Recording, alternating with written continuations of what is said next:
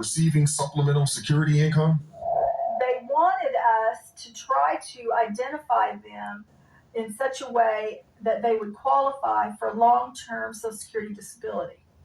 Now, What? yeah, and long-term Social Security disability is for life. Yeah. So if they get identified and qualified for long-term Social Security disability, they are as good as set up for life for medical treatment. That doesn't sound like a refugee to me. Just being honest. Yeah. That sounds like somebody who's planning on staying here. Yeah, A refugee right. stays until the problem's over and then goes home. Well, that's right.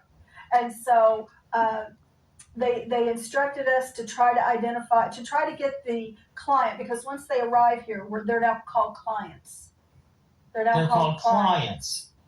Yeah. Okay. Because clients pay. Sure. See? Sure. I'm starting to see where this is leading. So they told us that we needed to talk to the client and ask them if they had any headaches, recurring headaches, or any lower back problems. Excuse me, anything that would qualify them for Social Security long-term disability. Wait. So let me get this straight. Part of the screening is supposed to be, are you sick, maimed, injured, whatever? Right. Okay, good. You can come in. Yeah. You get on the airplane. Are you sick, maimed, injured, whatever? Yes. Good. So we can give you disability. Correct. What? Yes. This is insanity. Yes, it is insanity. I mean, but in order to get Social Security disability benefits, don't you need a Social Security number? Well, we were instructed in the meeting that one of the first things we were supposed to do was sign them up for Social Security. Yeah. Wait. This is unbelievable. So they come over here and they get a Social Security number. Right. They become legal. Correct. Are you pulling my leg? No, I'm not. And then after we processed them for a Social Security card, then we were to process them for a U.S. passport. No, you're not.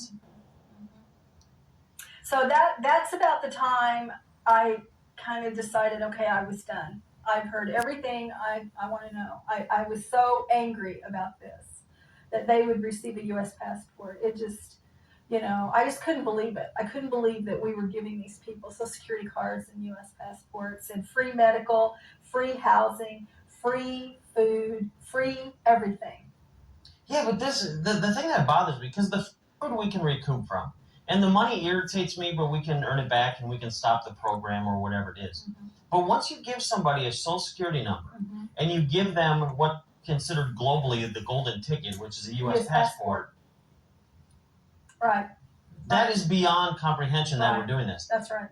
Do bureaucrats know this is happening?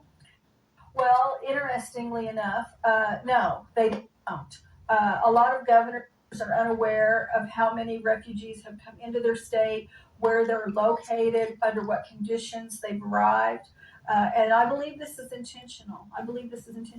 Now, we do know that the governor of Texas and the governor of Tennessee have both stopped this, and they're refusing to take any more refugees. In fact, the federal government has filed a lawsuit against both of those states because they're refusing to take any more refugees. How dare you keep your people safe?